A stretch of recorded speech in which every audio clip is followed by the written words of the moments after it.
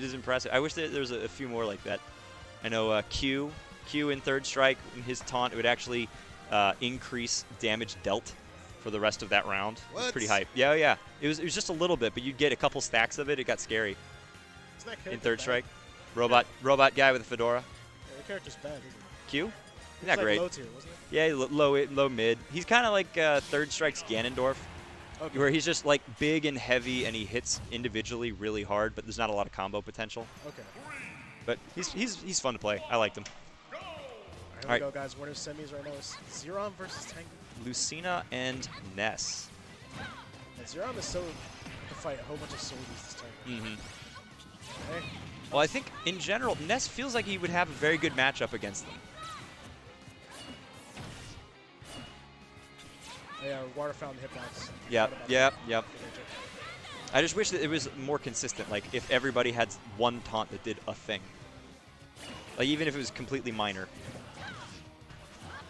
See, Xerom kind of changes up his yo-yo timings. He doesn't. Sometimes he does not charge him. Sometimes he kind of just he'll semi-charge it and wait for the opponent to react. He can either roll on or jump. Right. Ooh. That's tech.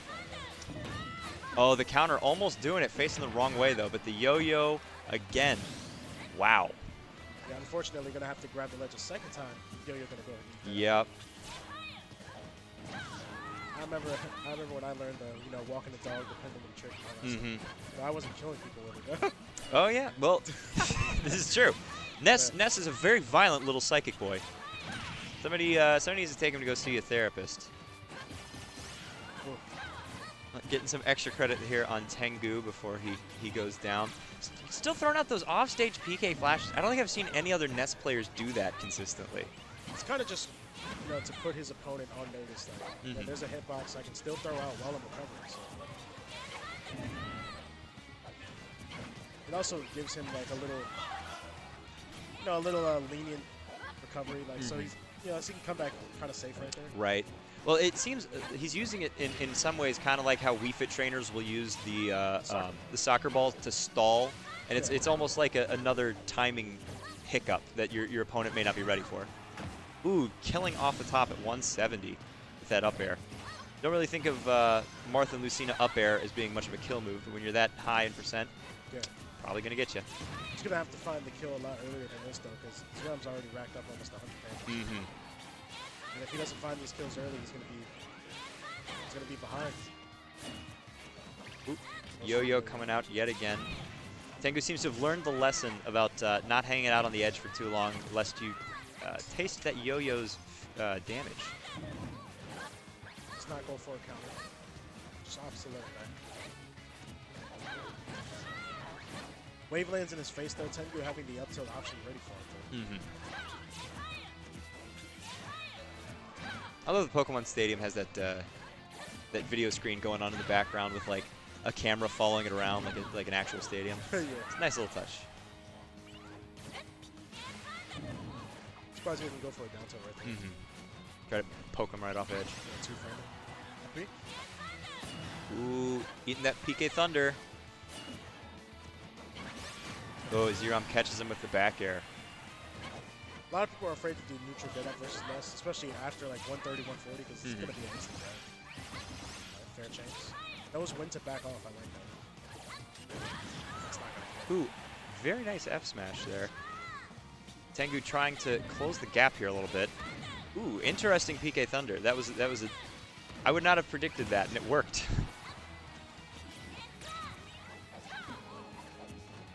Yeah, Xerom being very difficult to predict with some of these choices that he's making.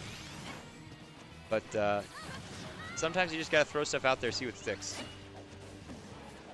It seems to be working pretty well for him, and eats the back air. Yep. 70% game thereabout.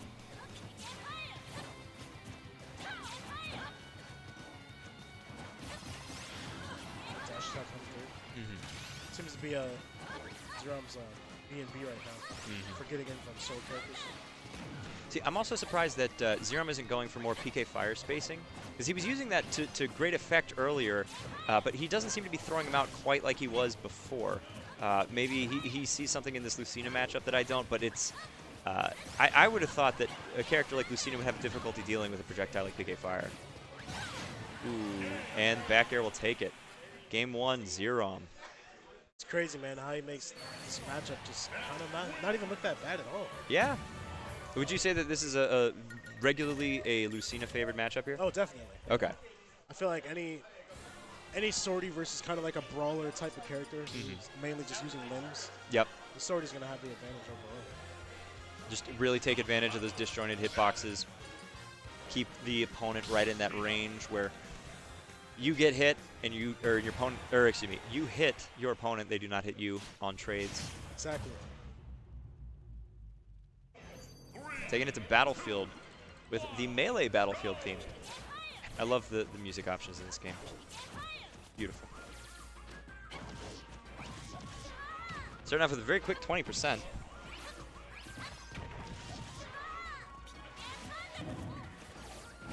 See if Tengu can manage to keep Xerom off his game and off stage.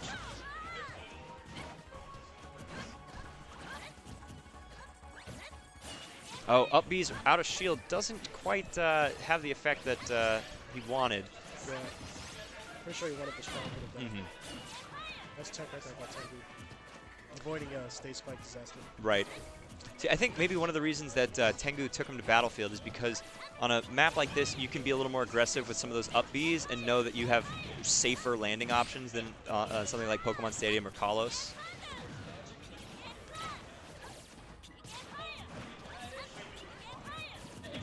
Yeah, gets the grab. It's very, very even game here so far, and Xerom's still going for those PK flashes off stage. Let's see. Yeah, very close game so far, but as we've seen earlier this evening, anything can happen very quickly. Tengu learning from his mistakes from earlier, not going to hang out on that edge for very long because that threat of the yo-yo. And Xerom taking Tengu off the top with that up air. That's very, very, very strong move. Ness in the air seems to be his bread and butter. Melee range PK Thunder yet again. I don't know if that was his intent as an input, but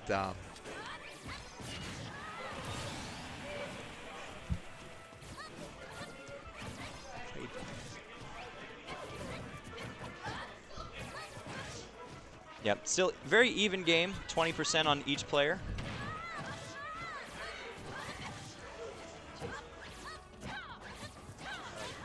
Tengu kind of like, he's taking his time right now. It's not, like I said, he's kind of doing the Promelia strat, like what Promelia was kind of doing to Xerom. Right. I thought he would shield break it right there, attempting at least. Yeah, he's thrown a couple of those out earlier. They seem to do decent work for him so far. Man, that PK Thunder following him around so good.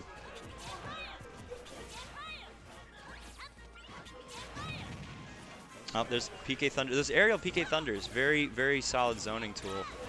And again, the PK Flash, I don't know what he's doing with that. Very interesting choice. Just kind of feel each other out right now. Not doing anything too drastic.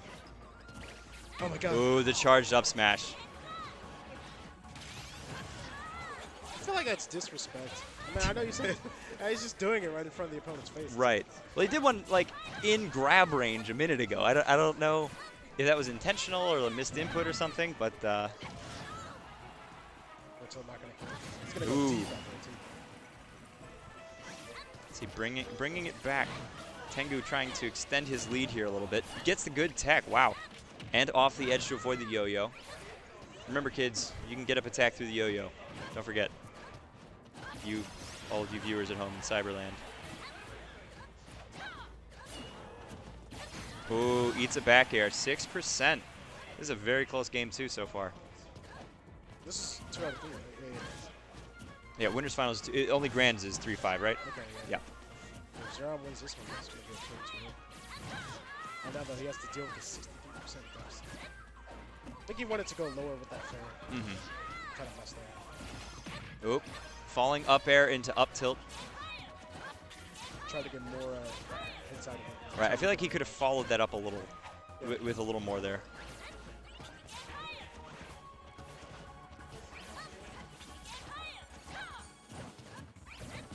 Ooh, good up B right out of shield there. Again, those battlefield platforms make that generally a much safer move than on something like Final D.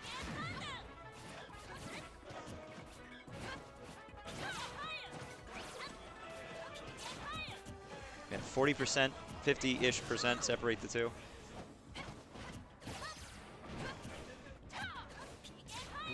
Tengu trying really hard to close this out before Xerom takes it back and ends his run in the winner's bracket.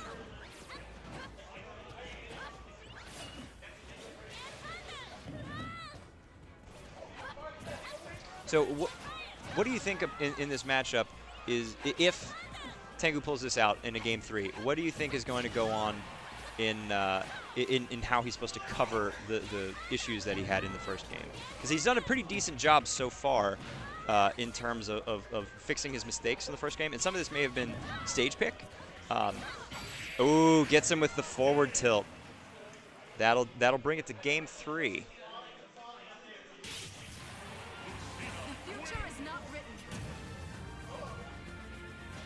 We're going to game 3 here. I think both players probably going to stick with their original picks. Oh, and we are going to be subbing out for you. It's been lovely talking to you all out in Cyberland here this evening. Please continue to watch and see what happens tonight. My money's on Lemon, but we'll see. Take it easy.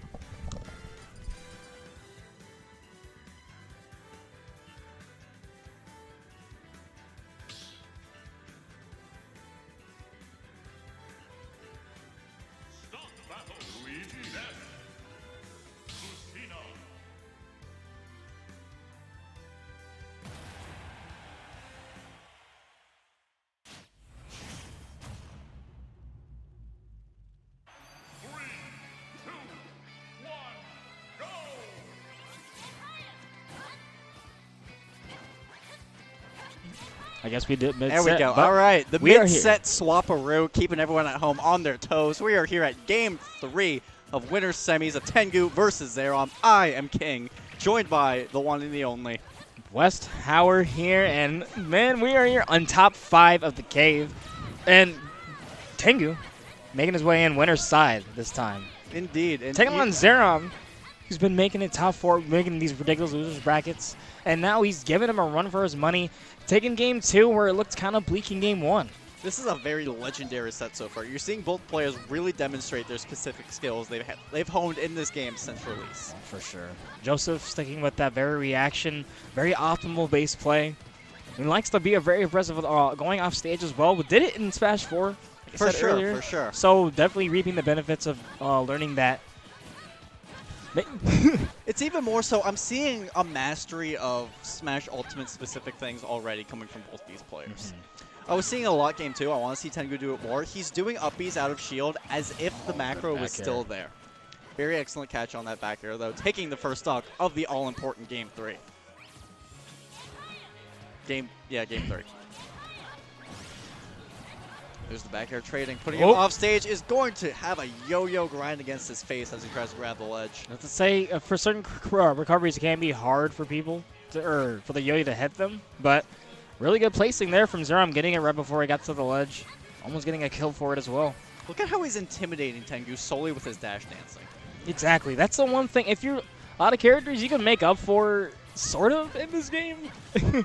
For their lack of neutral versions if they don't have at least a projectile. But just the movement itself. If you have really good movement, you can make your openings. Especially when you have such a powerful kill option off of a dash grab. Yeah, because Tengu doesn't want to make an overextension. And Xerom knows that. And he knows it's going to be harder for him to get in as well. So they're both dancing around, literally going the cha-cha slide. Right. Back and forth. They're line dancing. Like almost matching each other's inputs just out of each other's ranges. Oh, good catch with the up tilt. Tengu with a slight lead here.